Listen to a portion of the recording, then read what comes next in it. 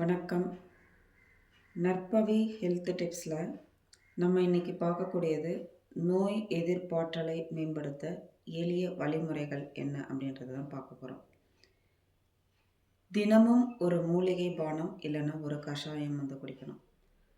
நாம் நம்மளுடைய நோய் எதிர்ப்பாற்றலை மேம்படுத்த தினமும் காலையில் வெறும் வயிற்றில் 7 நாளைக்கு 7 வகையான மூலிகை பானம் இல்லைன்னா கஷாயம் இல்லைன்னா காபி குடிப்பது மிகவும் சிறந்தது.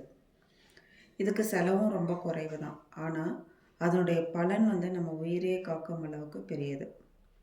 இதை நம்ம ப்ரிப்பரேஷன் பண்ணணும் அப்படின்னா 15 நிமிஷம் போதும். ஒரு நபர் பருகும் அளவுக்கு நான் இப்போ சொல்கிறேன்.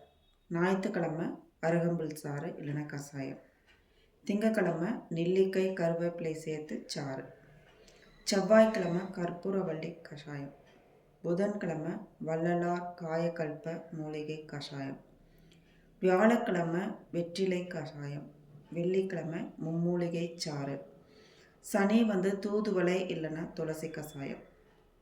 இந்த மாதிரி 7 நாளைக்கு 7 கஷாயம். இதை எப்படி செய்கிறது அப்படின்னு உங்களுக்கு தெரியாது இல்லைங்களா? அதை நான் இப்போ சொல்ல போகிறேன். அருகம்புல் சாறு இல்லைன்னா அது கஷாயம் செய்கிறது எப்படின்னா, பச்சையாக கிடைக்கும்போது அதை பொடியாக நறுக்கி இயற்கை வெல்லம் இல்லைன்னா பனவெல்லம், தேங்காய் துருவல், ஏலக்காய் பொடி சேர்த்து அரைச்சி வடிகட்டி குடிக்கலாம். அருகம்புல் மூலிகையாக கிடைக்காத போது நாட்டு மருந்து கடையில் கிடைக்கக்கூடிய அருகம்புல் பொடியை வாங்கி அதில் ஒரு தேக்கரண்டி அளவு வெல்லம் இல்லைன்னா பனவெல்லம், ஏலக்காய் சேர்த்து நல்லா தண்ணி ஊற்றி கொதிக்க வச்சு வடிகட்டி குடிக்கலாம். அருகம்புல் சாப்பிட்டதுக்கப்புறமா அந்த சாறு சாப்பிட்டதுக்கப்புறமா 1 மணி நேரத்துக்கு எந்த வகையான உணவும் நம்ம எடுத்துக்கக்கூடாது. அருகம்புல் நமது உடலை முழுமையாக சுத்திகரித்து கழிவுகளை எளிதாக வெளியேற்றிடும். இதனுடைய பலன் என்ன அப்படின்னா, இரத்தத்தை சுத்தப்படுத்தும், கழிவுகளை எளிதாக வெளியேற்றும், கொழுப்பை கரைக்கும், உடல் எடையை குறைக்கும். இது எல்லோருக்கும் ஆரோக்கியமான டானிக்காக இதை நம்ம குடிக்கலாம். எந்த விதமான ஒரு பக்க விளைவும் கிடையாது. இதோட சின்ன குறிப்பு என்னென்னா, மருத்துவரோட அறிவுரைப்படி கழிவுகளின் தேக்கம் தான் நோய் ஆகும். அதனால் உடல்லிருந்து அன்றாடம் வெளியேற்றப்பட வேண்டிய கழிவுகள் முழுமையாக வெளியேற்றப்படாமல் நம்மளுடைய உடல்லையே தங்கியிருக்கிறதுனால நோய் உருவாகுது. அதனால் கழிவுகளை முழுமையாக வெளியேற்றிட்டோம்னா போதும், நாம் நோய் இல்லாமல் ஆரோக்கியமாக வாழ வழி கிடைக்கும். அடுத்தது கற்பூரவள்ளி கஷாயம். கற்பூரவள்ளி 4 எடுத்துக்கோங்க. எலுமிச்சை பழத்தோல் கொஞ்சமாக எடுத்துக்கோங்க. மஞ்சத்தூள், மிளகு, சீரகம், அதிமதுரம், இஞ்சி, நாட்டு சர்க்கரை இல்லைன்னா பனவெல்லம் எடுத்துக்கோங்க. இது எல்லாத்தையும் ஒரு தண்ணியில் போட்டு கொதிக்க வைங்க. கொதிக்க வச்சு வடிகட்டி ஒரு 5 சொட்டு எலுமிச்சை சாறை சேர்த்து குடிங்க. ரொம்ப டேஸ்ட்டாக இருக்கும். இது எப்படின்னு இதனுடைய பலன்கள் என்னன்னு பார்த்தோம்னா, கற்பூரவள்ளி மற்றும் அதனுடைய நாட்டு சரக்கு வகைகள் நம்மளுடைய நுரையீரல் கழிவுகள் எல்லாம் நீக்கி சுத்திகரிக்கும். சுவாசம் சம்பந்தமான அனைத்து பிரச்சனைகளையும் இது குணமாக்கும். நுரையீரலுடைய செயல்திறனை அதிகப்படுத்தி நோய் எதிர்ப்பாற்றலை மேம்படுத்தும். வள்ளலார் காயக்கல்ப மூலிகை கஷாயம்ன்றது 3வது. இது வள்ளலார் மக்களோட நலன் கருதி இது அறிவுறுத்தப்பட்டது. கரிசாலை 2 பங்கு எடுத்துக்கோங்க. தூதுவளை முசுமுசுக்கை 1 பங்கு எடுத்துக்கோங்க. சீரகம் 1/4 பங்கு எடுத்துக்கோங்க. பனவெல்லம் இல்லைன்னா நாட்டு சக்கரை சேர்த்து கொதிக்க வச்சு வடிகட்டி குடிங்க. மூலிகை கிடைக்காத போது அதனுடைய பொடிகளை வாங்கி பயன்படுத்திக்கோங்க. இதனுடைய பயன் என்னன்னு பார்த்தோன்னா, கல்லீரல், கணையம், சிறுநீரகத்தில் இருக்கக்கூடிய கழிவுகளை எல்லாம் வெளியேற்றி அதை பலப்படுத்திடும்.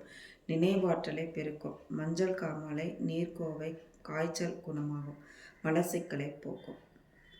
அடுத்தது 4வது வெற்றிலை கஷாயம். நம் முன்னோர்கள் தங்களுடைய ஒவ்வொரு வேலைக்கு உணவு உண்டதுக்கப்புறமா என்ன செய்வாங்கன்னா, வெவ்வேறு விதமாக வெற்றிலை பாக்கு சுண்ணாம்பு கலவையில் தாம்பூலம் போட்டாங்க. அது கூட ஏலக்காய், சோம்பு, வெள்ளரி விதை அதையும் சேர்த்து அவங்க போட்டுப்பாங்க. அவங்க ஏதாவது ஹெவியாக சாப்பிட்டுட்டாங்கன்னா அன்னைக்கு போடுவாங்க. ஒரு விசேஷ நாட்களில் போடுவாங்க. இல்லைன்னா நான்வெஜ் சாப்பிடும்போது சாப்பிட்டு முடிச்சதுக்கப்புறம் வெற்றிலை போடுவாங்க. இது அவர்களுடைய வளர்ச்சிதை மாற்றத்திற்கு உதவியாக இருந்தது. சீரான வளர்ச்சிதை மாற்றத்துக்கு. இன்றைக்கி இப்போ இருக்கக்கூடிய அவசர காலத்தில் இதெல்லாம் வந்து நமக்கு சாத்தியப்படாது. இதனால் வாரம் ஒரு முறைக்காவது வெற்றிலையை பயன்படுத்தினோன்னா ரொம்பவும் நல்லது. இது எப்படி செய்கிறது அப்படின்னா, வெற்றிலை 1 எடுத்துக்கோங்க. சோம்பு, மஞ்சத்தூள், மிளகு, சீரகம், ஓமம், இஞ்சி, ஜாதிபத்திரி, நாட்டு சர்க்கரை இல்லைன்னா வெல்லம் எடுத்துகிட்டு ஒரு குவளை தண்ணியில் நல்லா கொதிக்க வச்சு வடிகட்டி குடிங்க. இதை குடிக்கும்போது உணவிலிருந்து சக்தியை பெற்று நம்மளுடைய உடல் வந்து இயங்குது. அதுக்கு உடலானது உணவிலிருந்து சக்தியை முழுமையாக இதை வந்து கிரகிக்க வேணும்.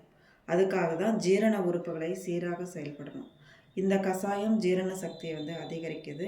உண்ணும் உணவினுடைய முழு சக்தியையும் உடல் கிரகிக்க உதவும். இதனால் நாம் வந்து சுறுசுறுப்பாகவும் நாள் முழுவதும் இயங்கிறதுக்கு உதவியாக இருக்கிறது வெற்றிலை கஷாயம். மும்மூலிகை சாறு அப்படின்னா கருவேப்பிலை, புதினா, மல்லித்தழை தலா ஒரு பிடி எடுத்துக்கோங்க. இஞ்சி, தேங்காய் துருவல் எடுத்துக்கோங்க. அதாவது தேங்காய் துருவல் வந்து ஒரு 1.5 கரண்டி எடுத்துக்கோங்க. நம்மளுடைய டேஸ்ட்டுக்கு தகுந்த மாதிரி உப்பு சேர்த்துக்கோங்க. உங்களுக்கு உப்பு வேணால் உப்பை வறுத்து பொடி பண்ணி வச்சு அதை யூஸ் பண்ணிக்கோங்க. அப்படி இல்லைன்னா இந்துப்பு எடுத்துக்கோங்க. இந்துப்பு கொஞ்சமாக தான் பயன்படுத்தணும், அதிகமாக பயன்படுத்தக்கூடாது. வடிகட்டி இதெல்லாம் அரைச்சிட்டு வடிகட்டி ஒரே 10 சொட்டு எலுமிச்சை சாறை சேர்த்து கலந்து குடிச்சு பாருங்கள். அவ்வளோ சுவையாக இருக்கும். இதனுடைய பலன் என்னன்னு பார்த்தோம்னா, இரத்த அழுத்தம், நீரிழிவு, அதிக வாதம், பித்தம் இதெல்லாம் குறைக்கிறதுக்கு உதவும். கண் பார்வை கூர்மையாகும். இரும்பு சத்து, கால்சியம் சத்து நிறைந்தது. இன்றைக்கி பல பேர் வந்து இரத்த சிவப்பணுக்கள் குறைபாட்டினால பெரும் அவதிக்கு வந்து உள்ளாராங்க. அதை தொடர்ந்து இந்த சாறை பருகுவதனால் நல்ல பலன் கிடைக்கும். அடுத்தது 6வது துளசி கஷாயம் இல்லைன்னா தூதுவளை.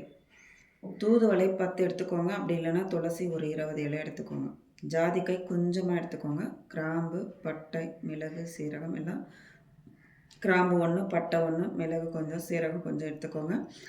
பனவெல்லம் இல்லைன்னா நாட்டு சர்க்கரை எடுத்துக்கோங்க. இதெல்லாம் தண்ணியில் போட்டு நல்லா கொதிக்க வைங்க. கொதிக்க வச்சு வடிகட்டிக்கோங்க. வடிகட்டி குடிங்க. இது நோய் எதிர்ப்பு திறனை அதிகரிக்க செய்யும். நுரையீரல் சம்பந்தமான அனைத்து பிரச்சனைகளுக்கும் தொடர்ந்து சாப்பிட்டுட்டே வந்தோன்னா நல்ல பலன் தரும். அடிக்கடி சளி தொந்தரவால் பாதிக்கப்படுறவங்க இதை வந்து குடிக்கலாம். இப்படி ஒவ்வொரு நாளும் இயற்கையான மூலிகை கூட ஆரம்பித்தோன்னா அன்றாட நம்ம உடல்லேருந்து வெளியேற்றப்பட வேண்டிய கழிவுகள் வந்து வெளியேறி உடல் புத்துணர்ச்சியோட சுறுசுறுப்பாக செயல்படுறதுக்கு உதவும். உடல் பலமாகவும் இருக்கும், மனம் தெளிவாகவும் இருந்துச்சுன்னா நம்ம செய்ய வேண்டிய செயல்கள் எத்தனையும் திறம்பட விரைவாக செய்து நம்மளால் முடிக்க முடியும். இதுக்காக இது வந்து மாறாக நம்ம என்ன செய்யணும், அமிலத்தன்மை நிறைந்த டீ, காஃபி காலையில் வெறும் வயிற்றில் குடித்து உடலை வந்து பலவீனமாக்குறோம் இல்லைங்களா, அந்த மாதிரி இருக்கக்கூடியதை வந்து தவிர்க்கணும். இந்த ஒரு சின்ன மாற்றம் தான் நமக்கு ஆரோக்கியத்தை மேம்படுத்த பெரும் பங்கு வகிக்கிறதுன்றதை நம்ம கவனத்தில் வைக்கணும். நமக்கு வந்து வைட்டமின் டி சத்து ரொம்ப முக்கியம்.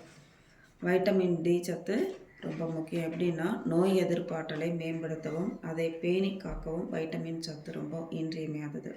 வைட்டமின் டி சத்து மிகவும் எளிதாக சூரிய ஒளியிலேருந்து நமக்கு கிடைக்கிது. இது அபரிமிதமான சூரிய ஒளி கிடைக்கும் இந்த நம்மளுடைய தென்னிந்தியாவில் வைட்டமின் டி சத்து குறைபாடு நிறைய பேருக்கு இருக்க காரணம் என்னென்னா, தங்களுடைய உடலை வந்து சூரிய ஒளியில் காட்டாமலே இருக்கிறது தான். வீட்டில், காரில், ஆஃபீஸில் இல்லை கடையில் எல்லா இடத்துலையும் வந்து ஏசி பயன்படுத்துறது. அதை எல்லாம் ரூமெல்லாம் அடைச்சிட்டு வீட்டுக்குள்ளேயே இருக்கிறது. இதனால் வந்து என்ன ஆகும்னா விட்டமின் டி நமக்கு கிடைக்காம போகுது. இந்த மாதிரி நிலை மாறணும் அப்படின்னா காலையில் சூரிய உதயத்த போது நம்மளுடைய முற்றமோ இல்லை மாடியிலோ 8 நடைப்பயிற்சி போடலாம், இல்லைனா எக்ஸசைஸ் பண்ணலாம், இல்லைனா வாக்கிங் பண்ணலாம். இது வந்து 30லேருந்து 45 நிமிஷம் செஞ்சாலே நமக்கு இது போதுமானது. நமக்கு கிடைக்க வேண்டிய வைட்டமின் டி சக்தியை வந்து நம்ம உடல் வந்து அதிலிருந்தே நமக்கு வந்து உற்பத்தி செய்துக்கும். நடைப்பயிற்சி நம்ம அதாவது வாக்கிங் போடுறதுனால நமக்கு வந்து என்ன பலன்னா, காலை வேலையில் வந்து காற்றினுடைய இதை வந்து சுவாசிக்க முடியும். அனைத்து விதமான ஆக்சிஜனும் நமக்கு வந்து கிடைக்கும். சூரிய ஒளியை தவிர வேறு எந்த முறையிலையும் வைட்டமின் வந்து நமக்கு கிடைக்க எந்த உணவுப் பொருளையுமே இல்லை, சூரியன்லேருந்து தான் கிடைக்குது. வைட்டமின் சி குறைபாட்டினால் உடலில் வந்து கால்சியம் சத்து உட்கரிக்கிறது வந்து திணறும், அதாவது உட்கரிக்க முடியாது. அதனால் இரத்த சிவப்பணுக்கள் உற்பத்தி வந்து பாதிக்கப்படும். அதனால் நம்ம என்ன சூரிய ஒளியின் மகத்துவத்தை அறிஞ்சிட்டு நம்ம என்ன தினமும் கொஞ்சம் நேரம் வந்து சூரிய ஒளியில் நிற்கணும். அதுக்குன்னு மத்தியானம் 12 மணிக்கு போய் சூரிய ஒளியில் நிற்கக்கூடாது. காலையிலையும் மதியத்திலையும் இருந்தால் மிகவும் சால சிறந்தது. ஊட்டத்தை தரக்கூடிய உலர் பழங்கள் மற்றும் கொட்டை பருப்புகள் என்னன்னு பார்க்கலாம். நம்ம நடைப்பயிற்சி முடிச்சுட்டு வரோம். வந்ததுக்கப்புறம் நைட்டே ஊற வச்ச பாதாம் பருப்பு, அக்ரூட்டு, கருப்பு திராட்சை அது கொட்டையோடு போட்டுடணும். அதுக்கப்புறம் 10 பேரிச்சம்பழம், அதாவது 2 பேரிச்சம்பழம், அத்திப்பழம் 2 இதெல்லாம் தண்ணியில் போட்டு ஊற போட்டு அதை வந்து நம்ம வந்து சாப்பிட்டோன்னா உடல் வந்து திடமாக இருக்கும். அது திடமாக வச்சுக்கிறதுக்கு உதவியாக இருக்கும். வைட்டமின் சத்து, சி சத்து நமக்கு தேவை. நம்ம வந்து கவனம் செலுத்த வேண்டியது எதில் அப்படின்னா வைட்டமின் சி சத்து தான். வைட்டமின் சி குறைபாடு இருந்தாலே நோய் எதிர்ப்பாற்றல் வந்து இருக்காது. அதனால் அடிக்கடி சளி பிடிக்கும், காய்ச்சல் வரும். சின்ன குழந்தைங்க எப்போதும் மூக்கில் தண்ணி வந்துகிட்டே இருக்கும். பசி மந்தமாக இருக்கும், சாப்பிடாம அடம் பிடிப்பாங்க. இது உடல் மெலிந்து சோர்வாக இருப்பாங்க. வைட்டமின் சி உடலில் அதிகரிக்க தினமும் நம்ம என்ன செய்கிறோம், வைட்டமின் சிட்ரிக் அமிலம் நிறைந்த காய்கள், பழங்கள் அதை வந்து சாப்பிட்லாம். ஃபார் எக்ஸாம்பிள் நெல்லிக்காய், எலுமிச்சம்பழம், ஆரஞ்சு, சாத்துக்குடி, பன்னீர் திராட்சை, அன்னாச்சி பழம் இதில் ஏதாவது ஒன்று நம்ம வந்து குளிர் சாதன பெட்டியில் ஏசியில் அதாவது ஃப்ரிட்ஜில் வைக்காமல் நம்ம அதை வந்து சாப்பிட்டோன்னா ரொம்ப நல்லது.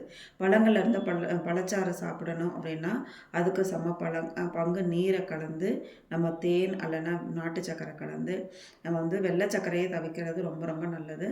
அதுக்கு கலந்து சாப்பிடலாம். இல்லை அப்படியே உங்களால் வந்து பழத்தினுடைய இயற்கை சுவையவே அப்படியே அதில் இருக்கக்கூடிய சர்க்கரையே எனக்கு போதும் அப்படின்னா அப்படியேவும் நீங்கள் எடுத்துக்கலாம். உடல் சூடு இப்போ வந்து இன்றைக்கி மாறி மாறி இருக்கிறதுனால வாழ்க்கை முறையில் உடல் சூடு அதிகரித்து பல வகையான நோய்களுக்கு, இன்னல்களுக்கு வந்து நம்ம ஆளாகிறோம்.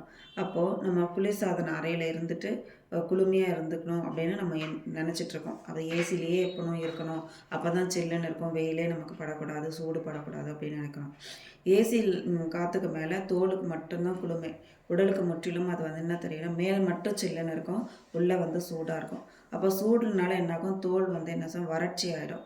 அதனால் பொடுகு, அது நமக்கு வேணால் அது நமக்கு எதெல்லாம் மறைமுகமான இடங்கள் இருக்கோ அந்த இடத்துலலாம் அரிப்பு, கருப்பாக மாறுறது, தலைமுடியெல்லாம் கொட்டுறது, கண் எரிச்சல், உடல் வலி, கெண்டைக்கால் வலி அடிக்கிறது, சயாட்டிக்கா அப்படின்ற நர்வ்ஸ் வந்து இழுக்கிறது, இந்த மாதிரி லாஸ்ட்டில் வந்து பார்த்திங்கன்னா கேன்சரே வரும். உடல் சூடு காரணமாக நிறைய அழுக்குகள்லாம் தங்கி இதுவாகி கேன்சர் வந்து உருவாகுது. இது மருந்து மாத்திரைகளால் ஒன்றும் செய்ய முடியாது. நாம் தூங்கும்போது நேரத்தை சரி செஞ்சாலே போதும். உடல் சூடு அது கொஞ்சம் நாள் படப்பட அது அப்படியே தணிஞ்சுவிடும். இந்த அத்தனை குறிப்புகளும் உங்களுக்கு உபயோகமாக இருக்கும்னு நினைக்கிறேன். மீண்டும் ஒரு நல்ல ஒரு பதிவில் சந்திப்போம். வாழ்க வளமுடன்.